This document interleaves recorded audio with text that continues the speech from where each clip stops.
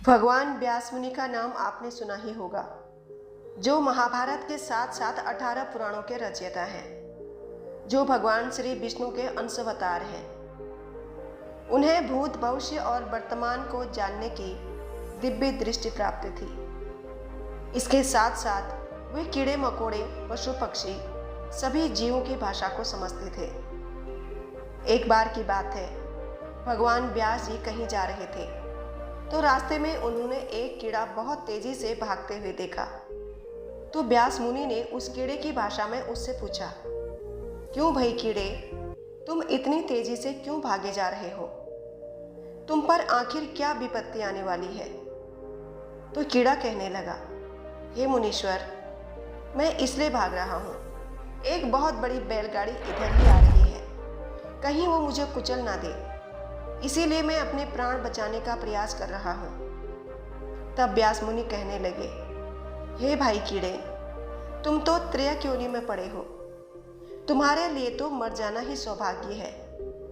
मनुष्य आदि मृत्यु से डरे तब तो ठीक है, बात समझ में आती है, परंतु तुम्हें इस शरीर को छोड़ने का इतना भय क्यों है? तब कीड़ा कहने लगा, हे महर्षि, मुझे मृत्यु से भय नहीं है।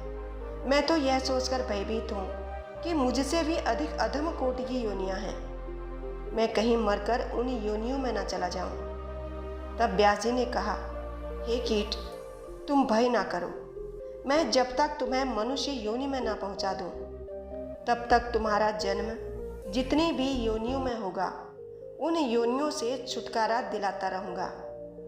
व्यास मुनि के इस प्रकार समझाने पर वह कीड़ा फिर से मार्ग पर लौट आया और बैलगाड़ी के पहिए से दबकर मर गया।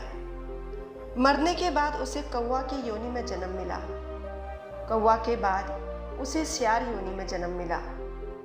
वह जब जब जहाँ जहाँ पैदा हुआ, व्यास मुनि ने जाकर उसे उसके पूर्व जन्म का स्मरण करा दिया, जिससे वह उस योनि से अति शीघ्र मुक्त हो गया। इस तरह वह जीव कभी शाही, कभी गोहा, कभी मृग तो कभी पक्षी के रूप में जन्मता रहा। व्यास मुनि उनका उद्धार करते रहे। इसी तरह वह फिर चांडाल, शूद्र, वैश्य, क्षत्रिय, फिर आखिर में ब्राह्मण कुल में पैदा हुआ। तब भगवान व्यास ने उसे मंत्र दीक्षा देकर अपना शिष्य बना लिया। उसे चारों वेदों का ज्ञान हो गया। तो एक बार व्यास मुनि ने उस बालक को, जो अभी 5 साल का ही था, नंदभद्र की शंका का समाधान करने के लिए भेजा।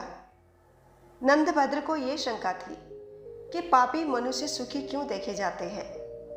तभी उस बालक ने नंदभद्र के प्रश्न का समाधान इस प्रकार से किया, जो कि उनका प्रश्न था कि पापी मनुष्य सुखी क्यों रहते हैं। जिन्होंने पूर्व जन्म में तामस भाव से दान किया है, उन्होंने इस जन्म में उसी दान का फल प्राप्त किया है। कहते हैं, तामस भाव से जो धर्म किया जाता है, उसके कारण ही लोगों का धर्म में अनुराग नहीं होता। इसीलिए वे ही लोग पापी तथा सुखी देखे जाते हैं। ऐसे लोग अपने पुण्य का फल भोगकर तामसिक भाव के कारण नरक में ही जाते हैं। इस बात में तनिक भी संदेह नहीं। इस संसार में 4 प्रकार के मनुष्य पैदा होते हैं। पहला वह है जिसके लिए इस लोक में सुख सुलभ है, परंतु परलोक में नहीं। दूसरे वो जिन्हें परलोक में सुख मिलता है, पर इस लोक में नहीं। तीसरे वो होते हैं जो इस लोक में भी सुखी रहते हैं और परलोक में भी। चौथे वो होते हैं जिन्हें ना इस लोक में सुख है और ना ही परलोक में। जो लोग पिछले किसी पुण्य से इस लोक में सुखी रहते हैं, वे उस सुख के आनंद में नए पुण्य उपार्जन नहीं करते। उनके लिए वह सुख सिर्फ इसी लोक में रहता है, परलोक में नहीं मिलता। कुछ लोगों के पूर्व जन्म के पुण्य तो नहीं होते, परंतु वे तपस्या करके पुण्य उपार्जन कर लेते हैं। ऐसे लोगों को इस लोक में सुख नहीं मिल पाता, तो फिर वे परलोक में सुखी रहते हैं। तीसरे वो लोग होते हैं जो पिछले जन्म के पुण्य से इस लोक में सुखी रहते हैं और इस जन्म में नए पुण्य उपार्जन भी कर लेते हैं, जिसके कारण परलोक में भी सुखी रहते हैं।